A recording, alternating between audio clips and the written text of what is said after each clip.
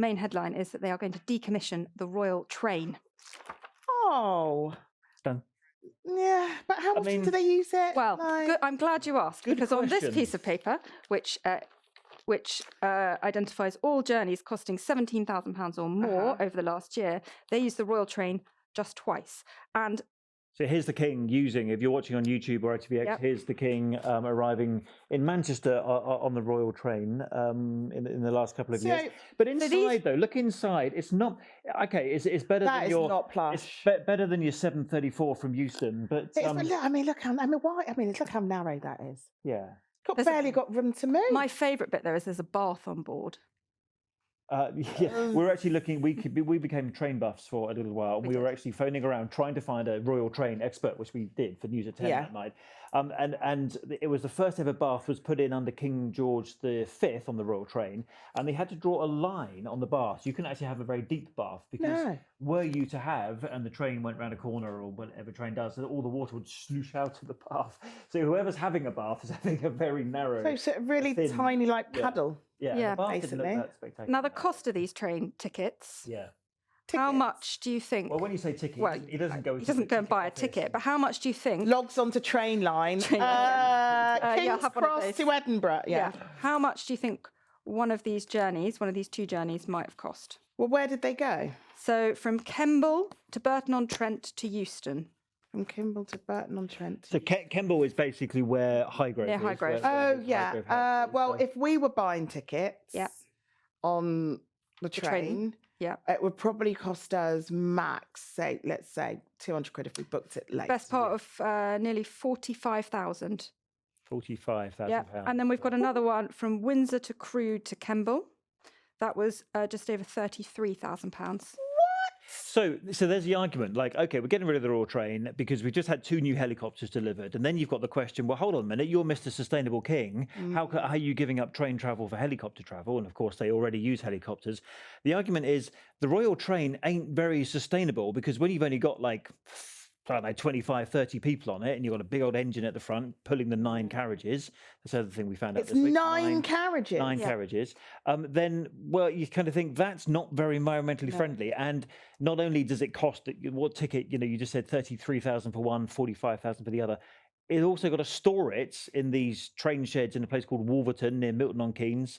And has to be serviced regularly and ready to go. Blah, blah, blah. And the maintenance contract's about to come to an end. So they said, do you know what?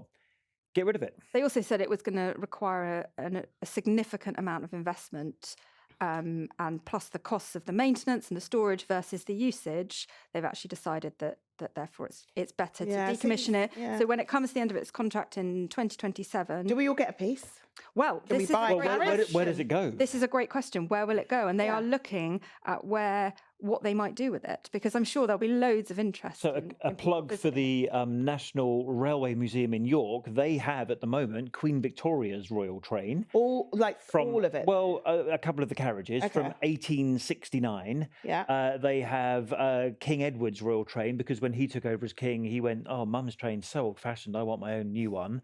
They're also, for example, during the war, the Second World War, and the King and Queen wanted to travel around the country, they had to have an armour-plated royal train, heaviest carriage ever, apparently. So, there's museums that have these things you can go look at. So perhaps that's where it'll end up. Do you know what? It's interesting that you talk about carriages through history, Chris. Have you found this little carriage? I found your little carriage, but obviously not to bring in. No. It's for our archive section. Oh, you must have really enjoyed looking for this. I really enjoyed looking for. Or did Marcus find it? Well, producer Marcus. Yeah, he gets all the best jobs.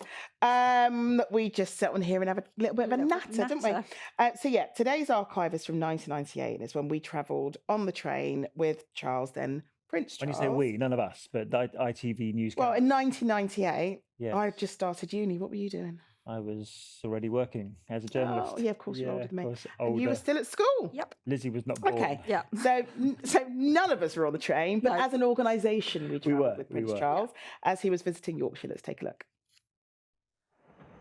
The Royal Train trundling into the North York Moors National Park today, along a branch line which struggles to survive. ITM was allowed a rare glimpse aboard the Royal Train when Prince Charles was briefed about efforts to encourage more people to use the railway. Most visitors come for landscape quality, obviously, and for peace and tranquility. And with 91% of them coming by car, you can see there's a bit of a conflict there. So what we're really doing is an awareness raising campaign. So it shows you where you can get back. It does, that's right. The Prince of Wales may have chosen rail to reach such a beautiful part of the world. Ironically, the Royal Train itself's been under threat because it's so expensive, costing nearly £70,000 every time it runs. We've learned, though, that ideas are being discussed to cut the bills. So unlike the yacht Britannia, this royal transport may survive. Oh, and This royal transport kind of did for kind of 20 years. So 20 years. Nick Owen, who was royal correspondent at the Yeah. time, was right, Nicholas Owen. Yeah. But, Very, very quickly, in the accounts it showed the most expensive trip. It did. Which was... It was the King and Queen's trip to the other side of the world. The other side of the world. And how much did that So cost us? that was £400,000, more than £400,000. Okay. But Australia the paid for Australian some of it. government funded about 50% of the total cost of flights. So that is on top of that 400,000. So that is an enormous amount of money for that trip. It's about the price of your but what you- holiday to Crete. But when you look through this list, for example, Princess Anne just popping up to Edinburgh for a rugby match because she's patron of Scottish rugby, 21 grand to jump in the helicopter, go out there and back for the day. I mean, it's a lot of money to get these people round. Yeah. But they have to be safe. They have to be protected. They have to do it in the best way possible. They can't just, jump on a £1 megabus. All these things have to be taken Be a good look. into account. It would be a good look.